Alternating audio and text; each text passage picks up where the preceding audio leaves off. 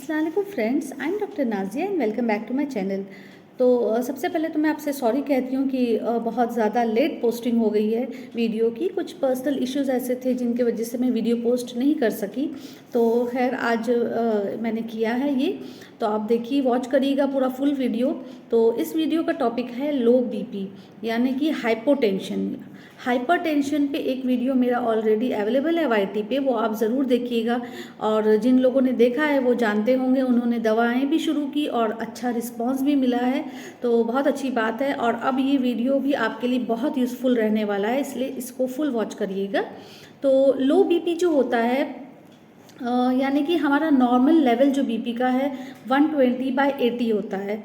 अगर आपका BP systolic जो है बिलो 90 जा रहा है और डायस्टोलिक जो है वो बिलो 60 जा रहा है, तो आप लो बीपी के कैटेगरी में आते हैं।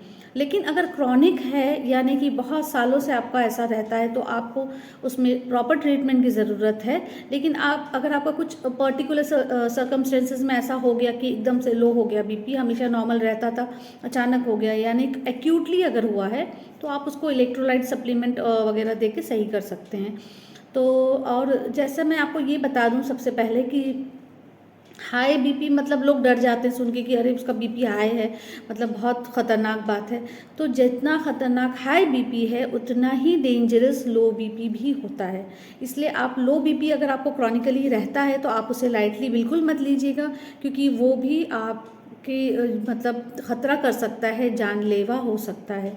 तो ध्यान दीजिएगा, अगर लो बीपी भी रहता है तो भी ख़तरनाक है, हाई बीपी है तो भी।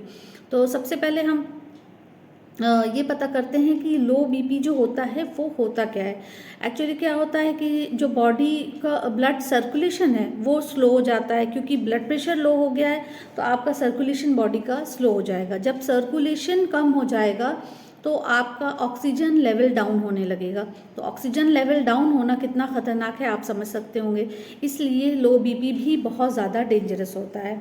तो सबसे पहले मैं आपको ये बताती हूँ कि क्या सिम्टम्स होंगे अगर आपका बीपी लो रहता है, तो किन चीज़ों से आप पता कर सकते हैं। तो सबसे पहले कि कुछ मेजर ऐसा कोई बड़ा सिम्टम होता नहीं है, बट कुछ चीज़ें ऐसी हैं जो हो जाती हैं जिनसे अंदाज़ा लगा सकते हैं आप कि आपका बीपी लो हो सकता है। तो उन चीज़ों में है कि सबसे पहले बहुत ज़्यादा वीकनेस फील करना, हर वक्त बिल्कुल लेथार्जिक फीलिंग रहना, पेशेंट को ऐसा होता है। उसको बिल्कुल आपको डिजीनेस रहेगा, आपको जैसे चक्कर आ जाएंगे, वर्टाइगो रहेगा, फिर कन्फ्यूजन रहेगा, फिर कुछ करने का दिल नहीं चाह रहा है, सुस्ती रहेगी। और दूसरी एक पर्टिकुलर सिम्टम जो देखा जाता है वो कोल्ड क्लैमी एक्सट्रीमिटीज़, यानी कि आपके हैंड्स और आपके फुट जो होते हैं, पाम्स और फुट आपके बहुत ज़्यादा ठंडे रहेंगे और क्लैमी मतलब बिल्कुल जैसे चिपचिपे पर्सपिरेशन रहेगा उस पर।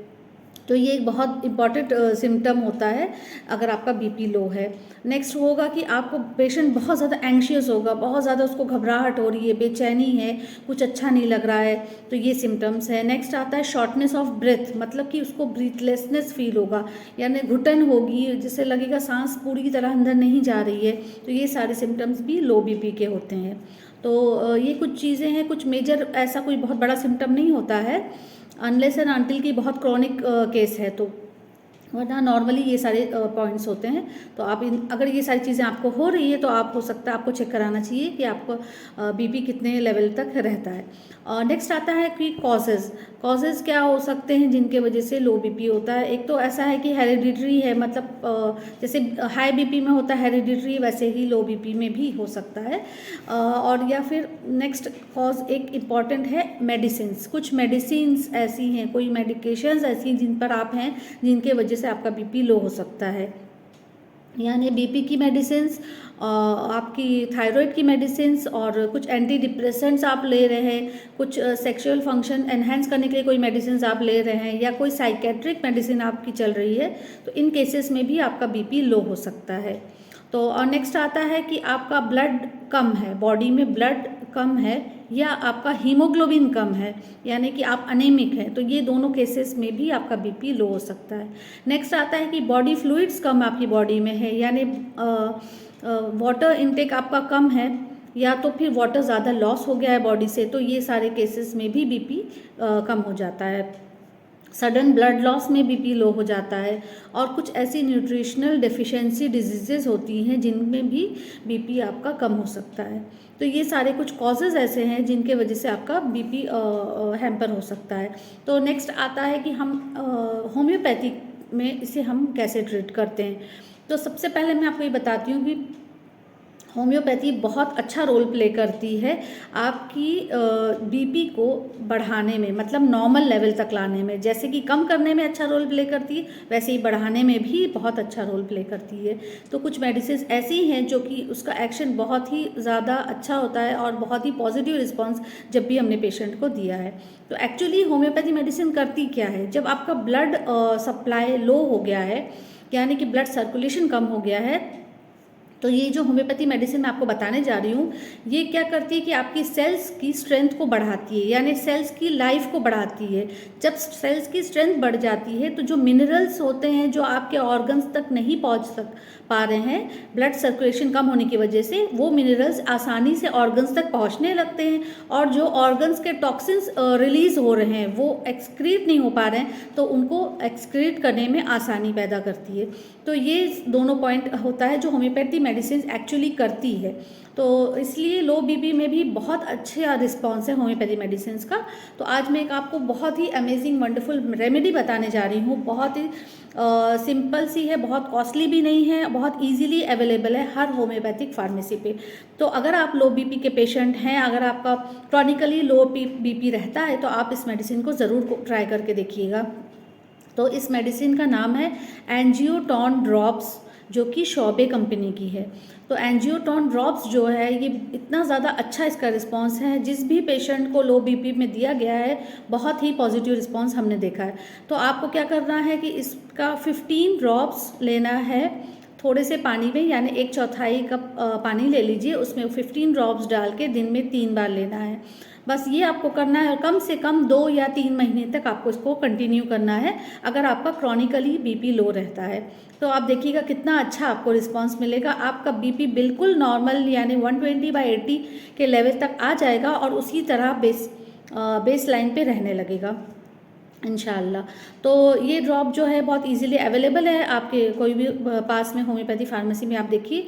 और इसका कॉस्ट अप्रॉक्सीमेटली 160/170 ऐसा रहता है, तो बहुत ज़्यादा कॉस्टली भी नहीं है, और आपको 3 महीने तक कंटिन्यू करना है। और इसके साथ एक मेडिसिन और हम दे रहे हैं, वो है जेलसेमियम 30 पोटेंसी में जेलसेमियम मेडिसिन देनी है, उसको 2 ड्रॉप्स देना है दिन में 3 बार।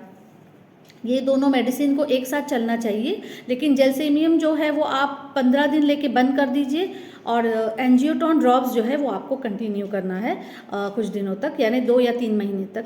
तो इससे आप देखिएगा कि कितना अच्छा आपको रिस्पांस मिलता है। और एक बात मैं और ये कहना चाहती हूँ कि एक किसी उनका कमेंट आया था, एक पेशेंट एक पर्सन का, उनका नाम है ग्रीन स्टोन के नाम से उनकी आईडी है। तो इन्होंने मुझसे पूछा था कि अगर आपका पेशेंट का सिस्टोलिक बहुत ज़्यादा है, यानी 120 तक चला जा रहा है, लेकिन डायस्टोलिक नीचे है, यानी 80-70 इतना ही है, तो आपको कौन सी मेडिसिन देना चाहिए। तो बहुत अच्छा क्वेश्चन है। कुछ पेशेंट में ऐसा होता है कि सिर्फ आपका सिस्टोलिक ही रेज रहेगा, डायस्टोलिक आपका नॉर्मल या लो रहेगा। तो इन केसेस में आपको क्या करना है कि एक मेडिसिन मैं बता रही हूँ वही दी जाती है, और बाकी सारी जो मैं हाई बीपी लो बीपी की मेडिसिन बताई है वो नहीं देनी है। तो उस मेडिसिन का नाम है विस्कम एल्बम 30। तो विस्कम एल्बम 30 जो है ये आपका जो सिस्टोलिक बीपी जो बहुत ज़्यादा 180-170 तक जा रहा है उसको नॉर्मल लेवल्स तक लाती है। तो इसको आपको देना है 2 to 4 ड्रॉप्स दे सकते हैं दिन में 3 बार। थोड़े से पानी में दीजिए या डायरेक्ट टंग पे भी आप दे सकते हैं पेशेंट को। तो जो ये ग्रीन स्टोन इनकी क्वेरी मुझे लगता है क्लियर हो गई होगी कि आप इस तरह से ये मेडिसिन को रिफ़र करिएगा।